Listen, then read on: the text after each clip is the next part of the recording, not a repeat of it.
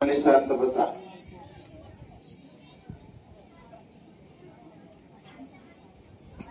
या ठिकाणी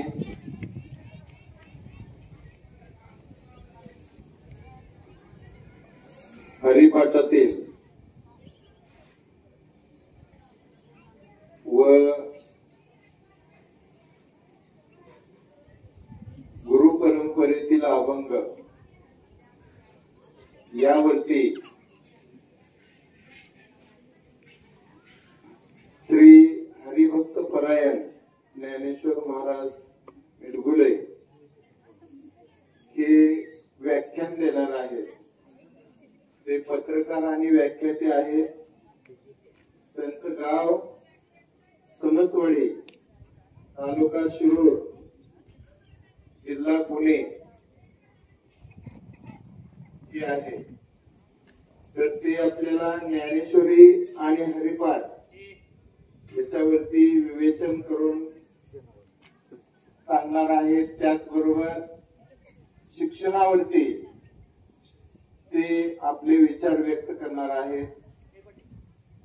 सर्व विद्यार्थ्यांनी शांत बसून त्यांचं विवेचन ऐकायचं आहे, श्रवण करायचं आहे. त्यांनी त्यांच्या विवेचनाला सुरुवात करावी अशी मी त्यांना विनंती करतो.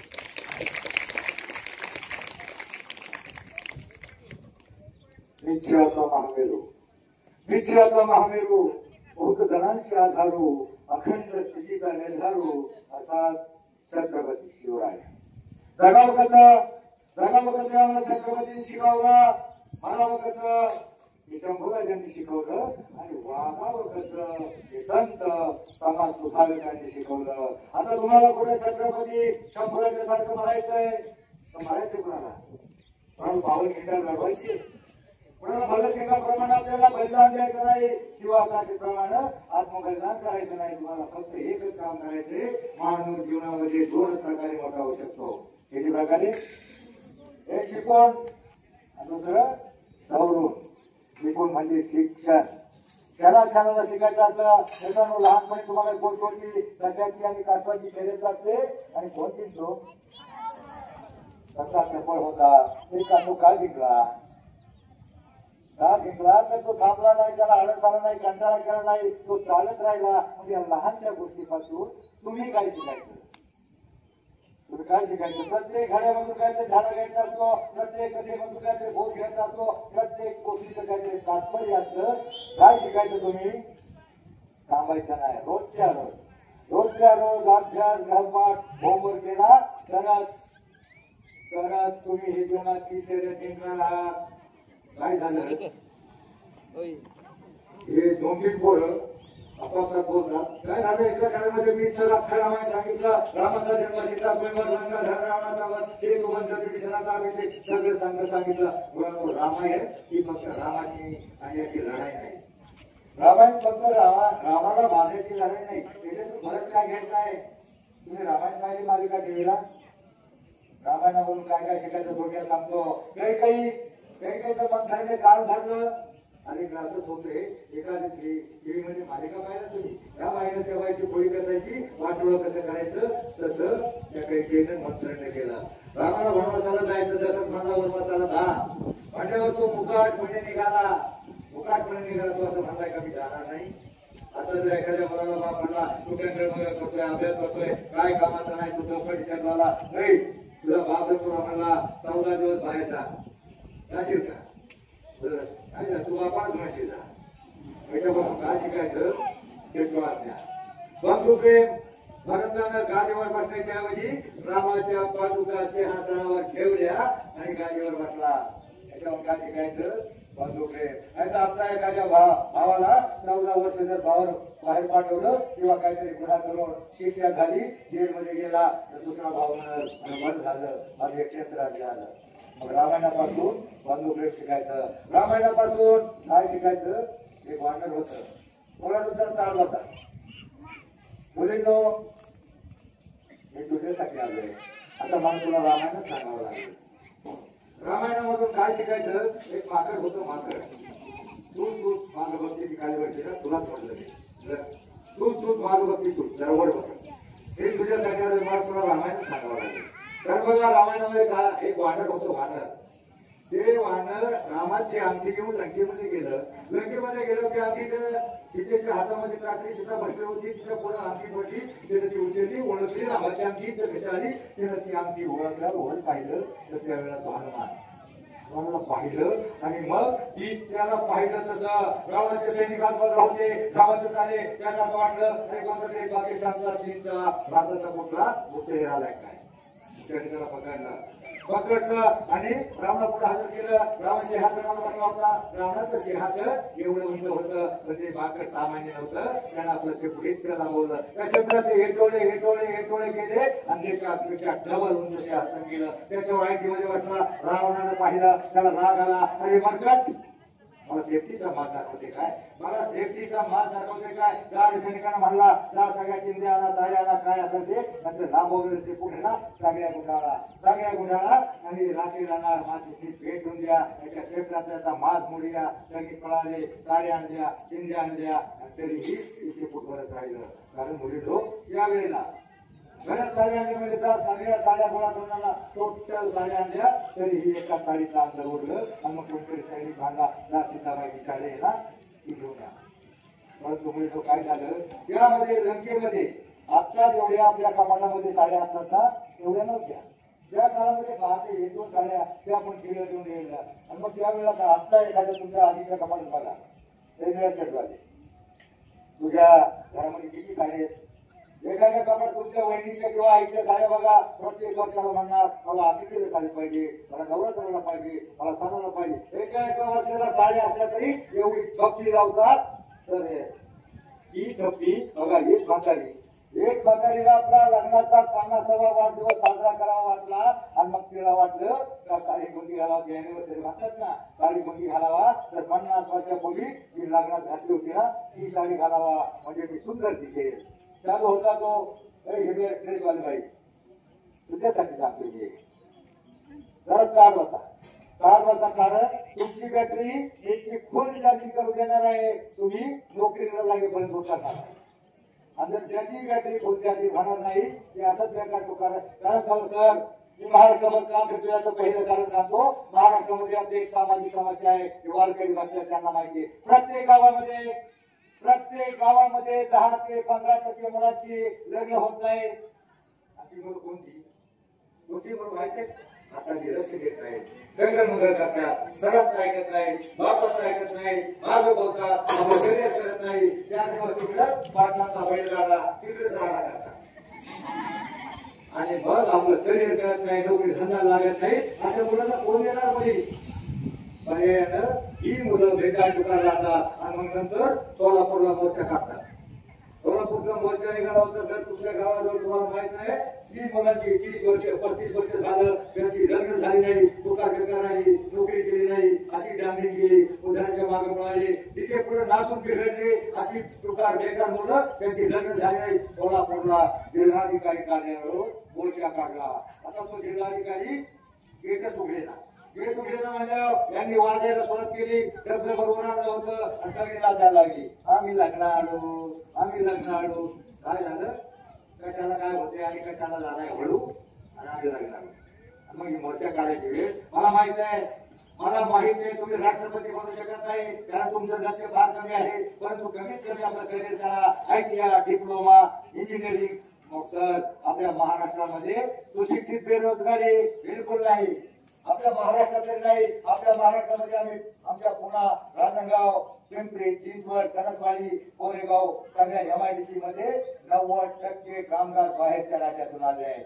जे मॅनेजमेंटचे आहेत ना सगळे मॅनेजर शिवाजी त्रिपाठी दुबे चौबे पांडे स्वामी नायर आणि आमची पोरं तिथे पुढे जातून बरीच बाहेर आणि मग शिकवटी म्हणून गाड जातात आणि मग त्या बाहेरच्या लोकांना सलाम करतात. कोणाला लक्ष देऊ ऐका ही सुशिक्षित बेकारी आपल्या तिथं बाहेरचे लोक 8वी 9वीत एखादा बिहारीचा पोरगा येतो तो काम करतो आणि आमचा पोरगा जर कामाला लागला ना गावचा भरून दादागिरी करतो आणि म्हणून आमच्या प्रॉपर्टीची पोरं घेत नाहीत.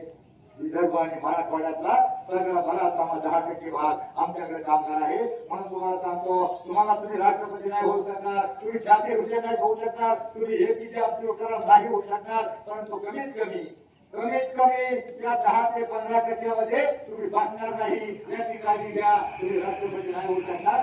कमीत कमी सुखी होण्यासाठी तुम्हाला आता शिकून सवरून एकच मार्ग आहे. शिक्षण म्हणजे स्वतःहून स्वर्ग आणण्याचा मार्ग. शिक्षण म्हणजे शून्यातून विश्व निर्माण करण्याचा मार्ग. लोक वेळेवर स्वर्गात जाण्याची इच्छा व्यक्त करतात, पण शिकला समजलेला माणूस या पृथ्वी तलावर स्वर्ग उभा करू शकतो इतकी ताकद त्या शिक्षणामध्ये आहे. आणि शिक्षणाची संधी वेगळाच असते.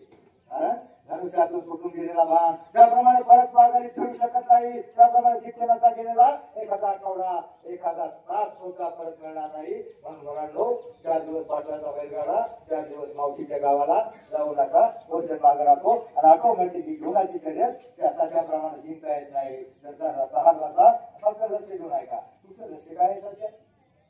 लक्ष काय आहे तुमचं? टीव्ही काय होतं, एखादी मुलगी अभ्यास ग्रहपाठ होमवर्क सोडून त्या टीव्ही पुढे बसते आणि दुसऱ्या दिवशी सरांना सांगते, सर माझं डोकं दुखत होतं आणि बाईने डोकं पुढे लावलं होतं. दुसऱ्याच्या टीव्हीवर रंगाला काय मालिका निघतात. त्या मालिका जर डोक्यात घेतल्या ना, तुमचं डोकं आउट होईल, दिवस भागभाग होईल. एका मालिकेचं नाव होतं माझ्या नवऱ्याची बायको. आता नवऱ्याची बायको टीव्ही नका बघू. तुम्ही टीव्ही बघूच नका. टीव्हीची एखादी मालिका बघा. कोणती? स्वराज्य रक्षक संभाजी देव धर्मान देशासाठी प्राण घेतले हाती, सुरामी सरदार आम्हाला काय कोणाची भीती. जगून मरावं मरून जगावं हेच आम्हाला ठावं. आपल्या देशासाठी स्वराज्यासाठी धर्मासाठी 39 वर त्या औरंगजेबानं आमच्या संभाजाचं हाल करून मारलं. त्या औरंग्याचं पुढं काढलं सुद्धा नाही. आमच्या संभाजाचे प्रत्येक वर्षी जयंती पुण्यतिथी वटू तुळापूर आणि सगळीकडे साजरे होते. दुसऱ्यासाठी देशासाठी धर्मासाठी गेला, दुसऱ्यासाठी जगला तो जगला आणि दुसऱ्यासाठी गेला तोही जगला. बघा, आपल्याला आपल्या आजीच्या आजीचं नाव मला सांगा मुलींनो, तुमच्या आजोबाच्या आजीचं नाव कोणाला माहिती आहे का? आजीच्या आजीचं तरी आपल्याला आपल्या आजीच्या आजीचं नाव माहित नसतं. मग या लोकांची जयंती पुण्यतिथी का होती, का साजरी होते याचं कारण तुम्हाला डॉक्टर बाबासाहेब आंबेडकर आणि महात्मा फुले याच्या मुलाचं नाव माहित आहे? नाही माहिती? ज्यांनी मुलींना शिक्षणाची संधी उपलब्ध करून दिली, मुलींसाठी ज्यांना त्यांच्या अंगावर लोकांनी शेण फेकलं, ती बाई मुलींना शिकवायला लागली, आमची संस्कृती बरबाद करायला लागली. मग त्या बाईनं तुम्हाला शिकवलं. मला सांगा, तुमच्याकडे कोणाचं नाव सावित्री आहे? सावित्री नाही. जिजाऊ, लक्ष्मी, पार्वती, सरस्वती, गंगा, यमुना होतच नाही. इकडे नाही. नवीन फॅशन निघाली, काय नाव निघाल्या ती टीव्हीला जाहिरात आहे. हेमा ही जाहिरात आहे ना, रेखा, हेमा, या आणि पात्रा मला काय अर्थ दे थोडा. सगळी नावं काय निघाली. अहो जिजाऊ आणि सावित्री जर जन्मल्याच नाही ते छत्रपती शिवाजी कशी लागणार. तुम्हाला ज्यांना विजेचे जनक शाहू महाराज महात्मा फुल्यांनी शिक्षणाची व्याख्या करताना सांगितलं, विद्येला मती गेली, मतीला नीती गेली, नीतीला हित गेले, इतरला सूत्र खचले, अवघे अनर्थ त्या अविद्येने झाले. त्या अविद्येचे जनक महात्मा फुले आणि डॉक्टर बाबासाहेब आंबेडकर यांच्या मुलाची तुम्हाला नाव माहीत नसावा तर तुम्ही यशवंत कसे होणार? यशवंत त्यांच्या मुलाचं नाव. मुलांनो, तुम्हाला छत्रपती शिवराय त्यांच्या मुलांची आणि मुलाची नाव कोणाला माहिती? सांग. आम्ही एक उत्तर देणार आहे बक्षिसेच्या नावानं आणि हरिपाठ देणार आहे. छत्रपती शिवराय. माणसाला जीवनामध्ये यशस्वी होण्यासाठी माणसाजवळ आत्मविश्वास हवा आणि तो आत्मविश्वास मिळवण्यासाठी थोडा तरी छत्रपतींचा आणि संतांचा इतिहास हवा. खरं तर आमच्या 70पेक्षा तुमची 35ची पिढी हुशार आहे. 35पेक्षा ती 15-16ची पिढी हुशार आहे. पण भानगड काय झाले, जरा जास्तच हुशार आहे. ते चांगलं हे करायचं पण पोहोचत नाही.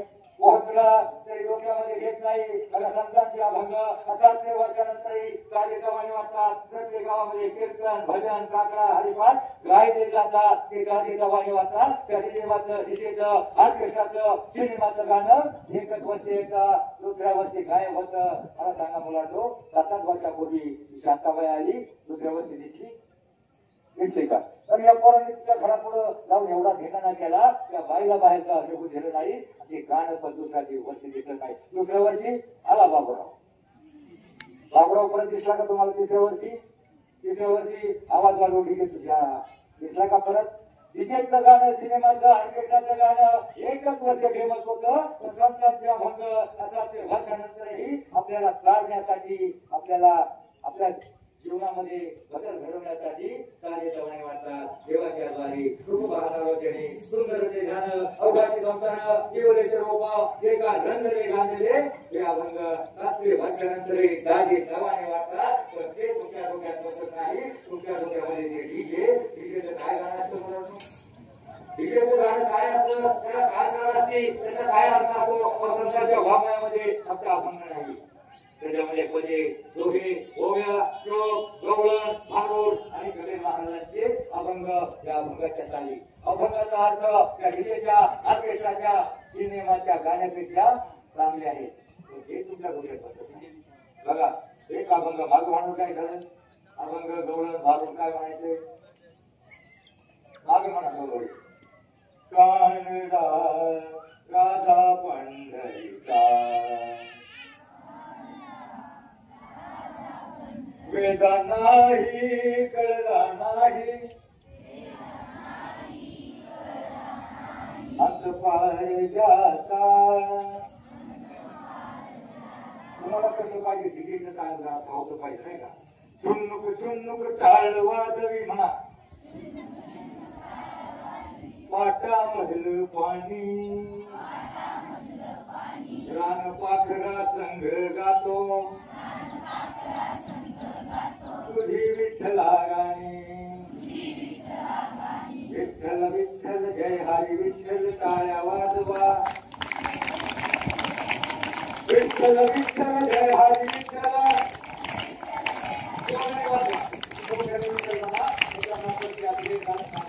बघा. विठ्ठल विठ्ठल जय हरी विठ्ठल विठ्ठल विठ्ठल विठ्ठल विठ्ठल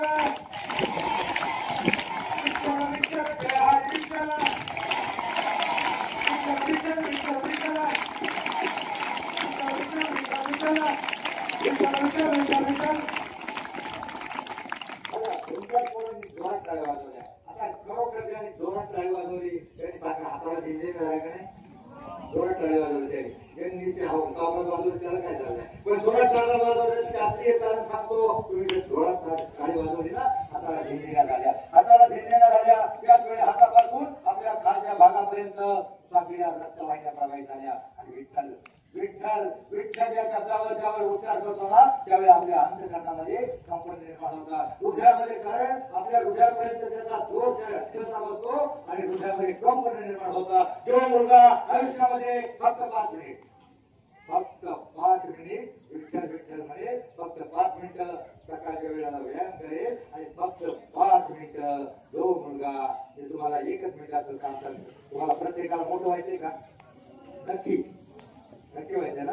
मोबाईल शास्त्रीय कारण सांगतो. विठ्ठल विठ्ठल म्हणण्यामुळं तुमच्या शरीरामध्ये हृदयामध्ये कंपन निर्माण होतात. हातामध्ये झिंजण्या होतात. पायाच्या नखापासून डोक्याच्या केसापर्यंत सगळ्या रक्तवाहिन्या प्रवाहित होतात. आणि असं जर केलं ना रक्तवाहिन्या प्रवाहित झाल्याच्या नंतर आपल्याला बघा आयुष्यामध्ये बीपी शुगर मधुमेह रक्तदाब कोलेस्ट्रॉल चरबी अटॅक काय वगैरे माहिती का? अटॅक म्हणजे एक रक्तवाहिनी ब्लॉक होते. एक रक्तवाहिनी ब्लॉक झाल्यावर 30-40 वर्षाचा माणूसही जातो. का जातो?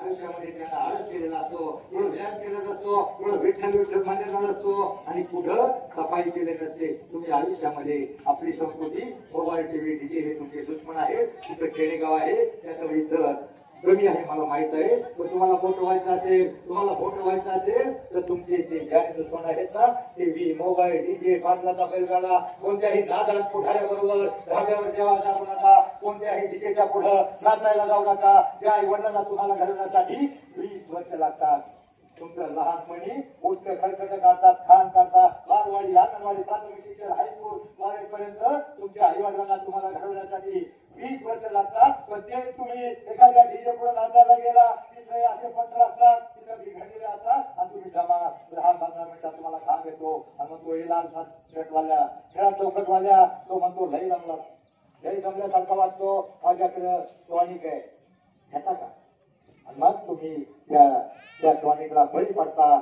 या वडिलांना घडवण्यासाठी 20 वर्ष लागतात त्या डीजे पुढे लागून एका मिनिटामध्ये तुम्ही बिघडता एखाद्या नादात पुढाऱ्याबरोबर मोठ्या जाग्यावर धाब्यावर जेवायला जाता आणि तिथं सगळे खानदार भेटायला असतात एका दिवसामध्ये बिघडता पण आयुष्यामध्ये तुम्हाला चांगलं व्हायचं असेल तर वाईट माणसाच्या शांतीला साथीला सुद्धा जाऊ नका मग सावलीला सुद्धा जाऊ नका एखाद्या झाडाच्या खाली बसलं तर आपल्याला सावली मिळते मग एखादी आई म्हणते एक पोरं एक टेंगळं कुणाची सावली पडली होती कुणाच ठाऊ याच्यावर कुणाची सावली पडली होती म्हणजे वाईट माणसाच्या आयुष्यामध्ये सावलीला जाऊ नका मुलांना आमचे वारकरी 20 ते 22 दिवस 20 ते 25 दिवस चालत असतात हे म्हातारी वारकरी 20 ते 25 यांना कशाची ऊर्जा मिळते कशाची ऊर्जा मिळते विठ्ठल विठ्ठल नामाचा जय घोष करत ते बोलतात उद्या वाखरीला जातील उद्या तिथून वाखरीपासून पंढरपूर पर्यंत नदीच्या पलीकडून पंढरपूरच्या मंदिरापर्यंत लाईन जाते गेल्या वर्षी 25 लाख लोक होते या वर्षी पाऊस झाला म्हणून 30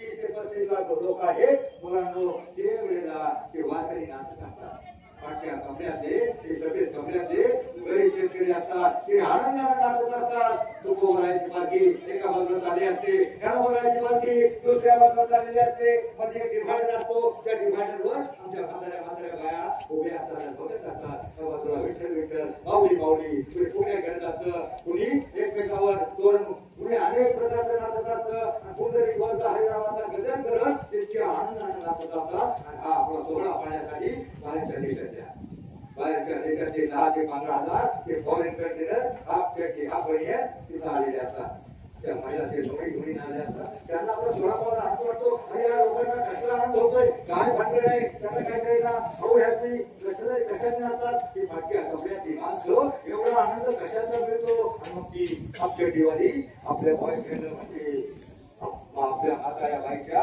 आगोबराचे मग ते भाऊ वंडरफुल वंडरफुल आमची ती म्हातारी गावची बाई म्हणते अरे भावाने हे वंडरफुल नाही वंडरफुल आहे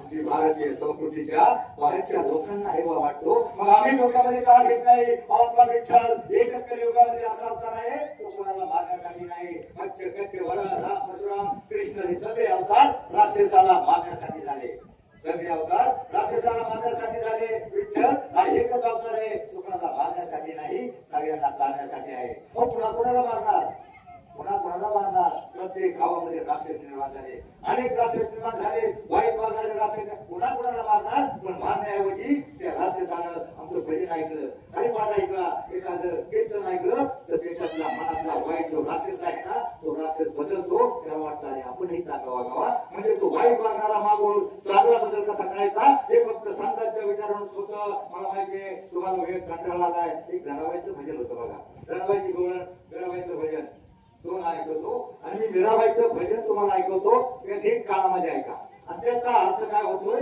आटोक्यामध्ये सांगा बघा मीराबाईचं एक भजन होतं मीराबाईची दुसरी भजन होतं नाचुमी पण ती देवा पुढे नाचत होती हरिपाठामध्ये आपले वारकरी देवा पुढे नाचतात पण तुम्ही डीजे पुढे नाचता कीर्तन पुढे नाचता मीराबाईचं भजन होतं जैशी लागी लगन म्हणा मीरा हो गई मगन वो तो हरी हरी हरी हरी गुण गाने लगी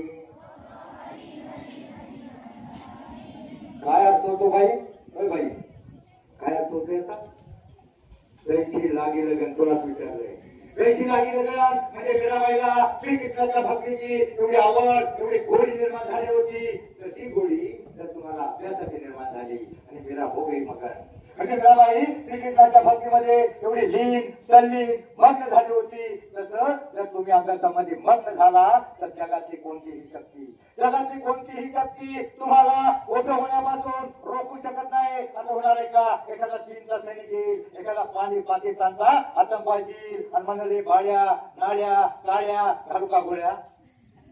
लय अभ्यास करून कॅप्टन होऊ नकोस, लय अभ्यास करून कलेक्टर होऊ नकोस म्हणणार आहे का? मुलांनो, प्रत्येक जण तुमच्यातला मोठा होऊ शकतो. फक्त तुमच्यामध्ये आत्मविश्वास व्हावा. तुम्ही भाकरं पाहिजे.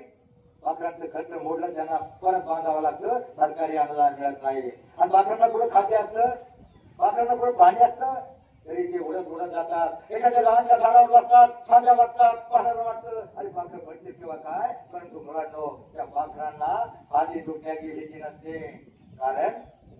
कारण त्यांचा त्या फांदीवर नसून आपल्या पंखावर विश्वास असतो. तसा स्वतःमध्ये विश्वास निर्माण करा. मला कलेक्टर व्हायचंय, मला राष्ट्रपती व्हायचंय. कमीत कमी त्या 10 ते 12% न वाचता मला पती व्हायचंय. कारण ती 12%ची समस्या आहे ना प्रत्येक गावामध्ये.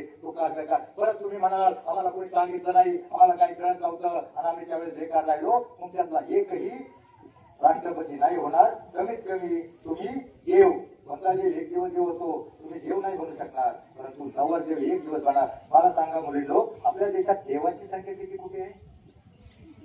33 कोटी. कुठून एक नावं सांगा किती देवाची?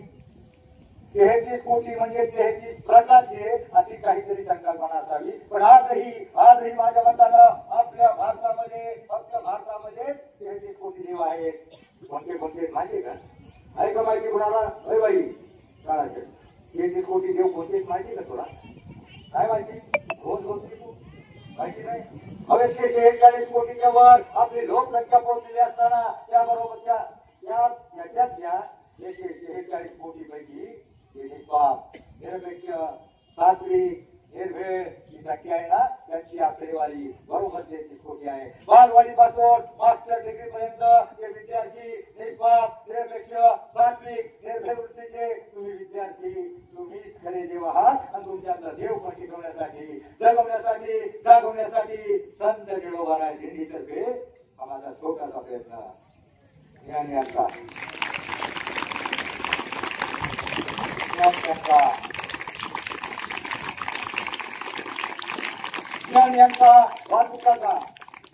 वाहतुकाचा वंशकृता पोच आहे. आपल्या हे रक्ताचा थोडा ईश्वराचा अंश आहे.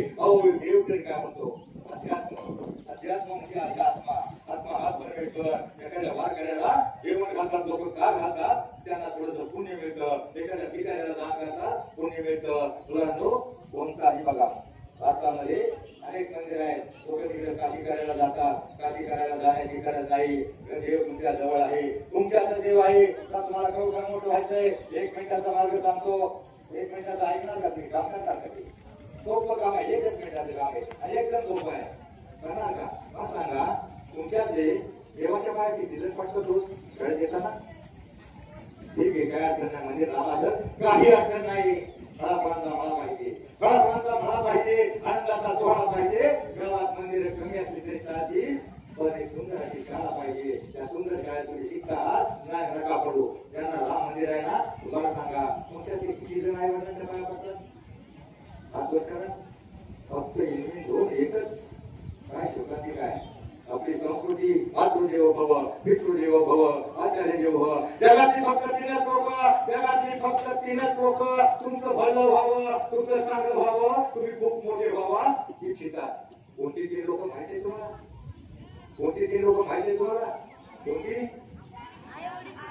आई वडील आणि शिक्षक. आई वडील आणि शिक्षक. बरेच पोरं सरांचं ऐकत नाही. सरांना काही तुम्हाला सर कारण बघा पुढे स्पर्धा असते, तुम्ही इंटरव्ह्यू जाल, 500 पोरं असतात, 2 भरायचे असतात. त्यावेळेला 3ऱ्या पोरांना वाटत का तुम्ही नोकरी मिळवणार? आम्हाला प्रत्येक जण तुमचं वाईट चिंतत असतो. फक्त शिक्षक आई वडील हे 3च माणसं तुमचं भलं चिंतत असतात. फक्त 1 मिनिटाचं काम करा. तुमच्या आई वडिलाचा 1 जण पाय पडतो ना, उद्यापासून बघा एक तुम्ही प्रत्येक जण आई वडिलाच्या पाया पडा.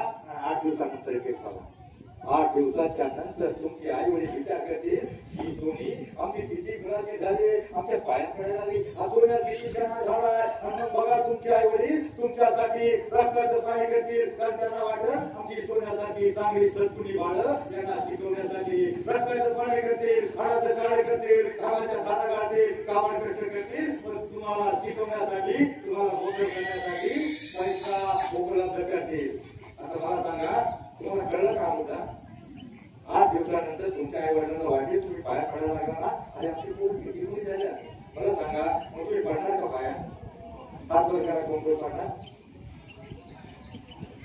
बस एवढं जरी केलं ना, तर मी महाराष्ट्रावर फिरतो ना, सगळीकडे व्याख्यान देतो, याच्यासाठी देतो. हात खाली करा. आमच्यापेक्षा तुमची हुशार आहे, परंतु जरा संतांचे विचार, संस्काराचे विचार तुमच्यामध्ये कमी आहे. आता तुम्हाला जाता जाता मला वेळ संपत आलाय. तुम्हाला एक जणावायचं एवढं नाही करतो. लहान लहान लहान मुले घेऊन म्हणा, थोडा तरी म्हणा मोहन. बघा पुढचे चालय का नाही याला, त्याच्या मुंगळे सांगायचं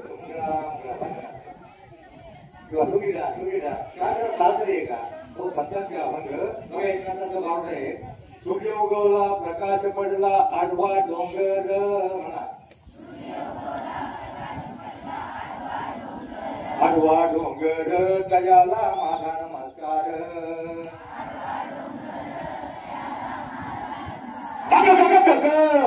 फक्त मी सुद्धा बाळ राहिले ना, काय करू कुठे जाऊ, विंचू जावला फक्त म्हणायचं.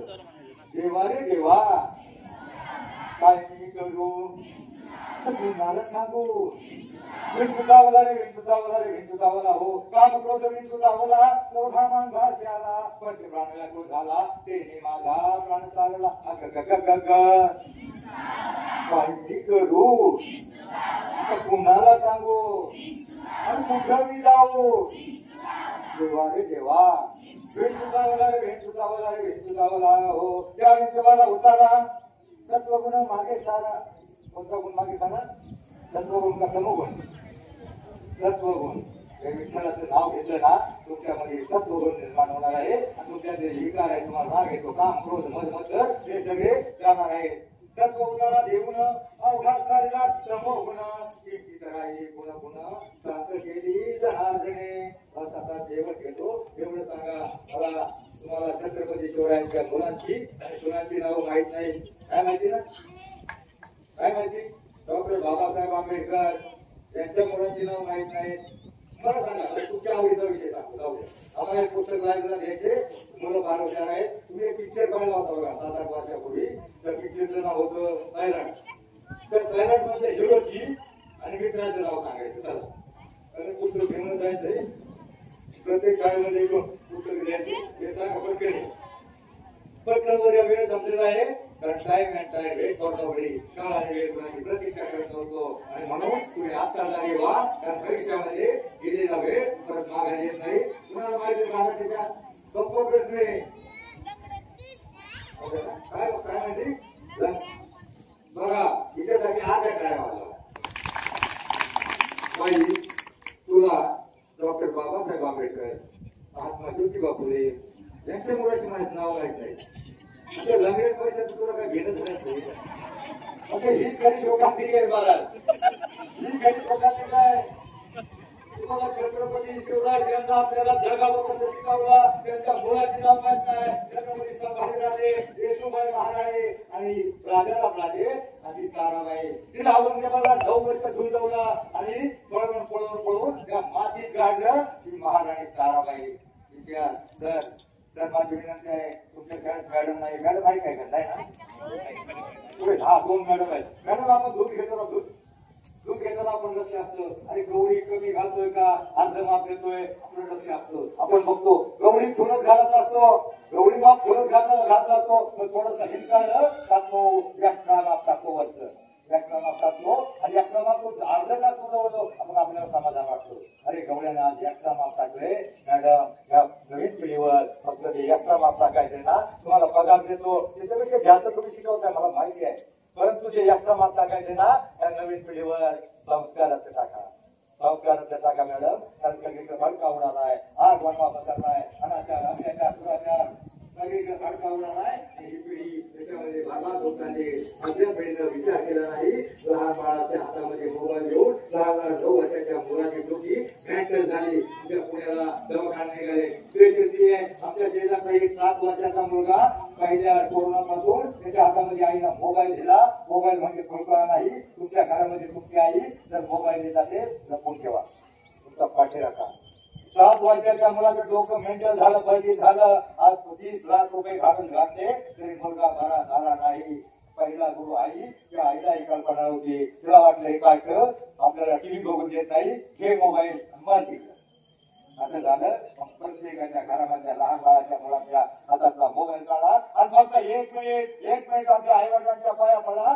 तुमच्यातला प्रत्येक जण मोठा होऊ शकतो विठ्ठलाची आण घेऊन सांगतो तुमच्यातला प्रत्येक जण मोठा होऊ शकतो नाही मोठा झाला वांडो लिहून घे फक्त सत्ताचे विचार तेवढ्यांचे विचार एवढे जनामध्ये घ्या मग आयुष्यामध्ये शिकायचं डिग्र्या कमी पडतील जगा इतकं आयुष्य कमी पडेल असा इतकं आनंद कमी पडेल गावडा असे कामाचे वाचा देखून पडेल तर तुम्हाला खर्च इतका करा अभ्यास इतका करा त्या विठ्ठलाला पांडुरंगाला त्या देवांना तुम्हाला केलं भागत पडेल बस जाता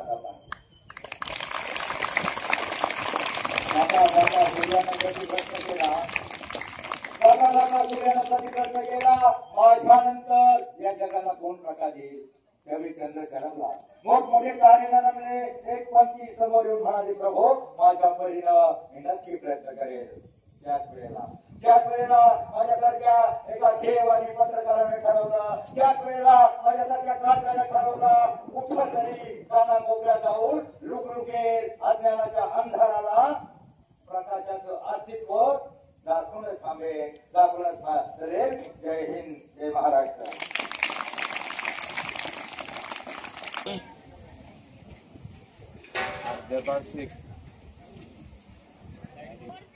इथं परिपाठाला एक अभंग फक्त म्हणून दाखवायचा तुला नाही का मिळालं